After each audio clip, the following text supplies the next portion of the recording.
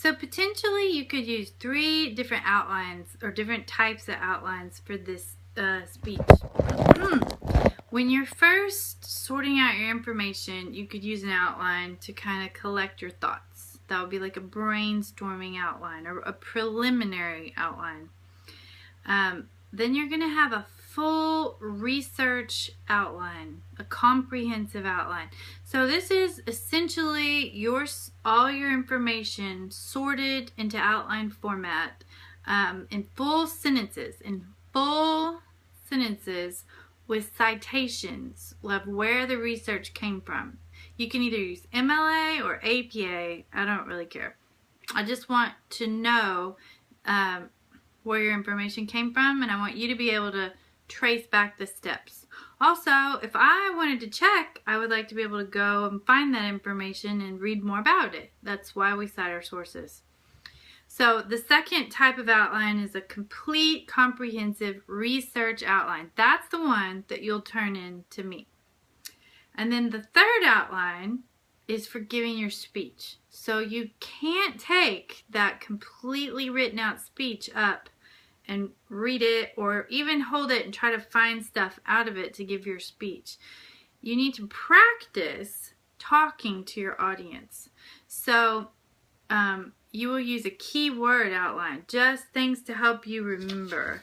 So this would be kind of a keyword outline, maybe for my informative speech that a speech about giving informative speeches that I'm giving right now.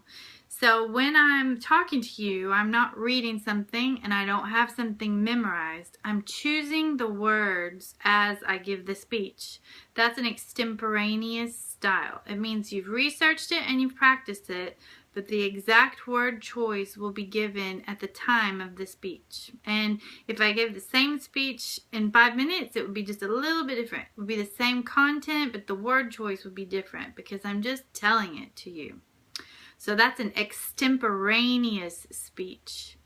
Another type of speech is all written out, and that's called a manuscript speech. It's actually more difficult to give a manuscript speech because you have to make it sound like you're talking to your audience, not reading to your audience.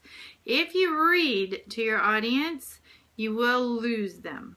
For one, you take away the eye contact. So if I start reading something to you, then it sounds like this instead of as if I were speaking to you and I'm just reading. And that is reading with a lot of vocal inflection. If I just read like this, then it really sounds like reading and you're going to zone out and not listen to what I have to say. Also, you take away the eye contact.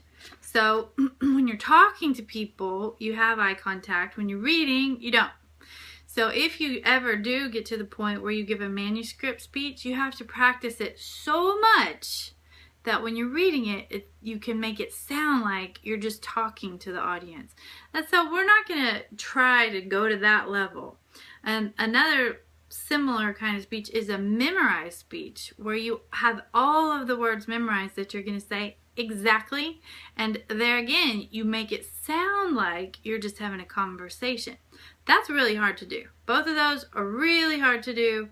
So what we're starting with is just talking to our audience.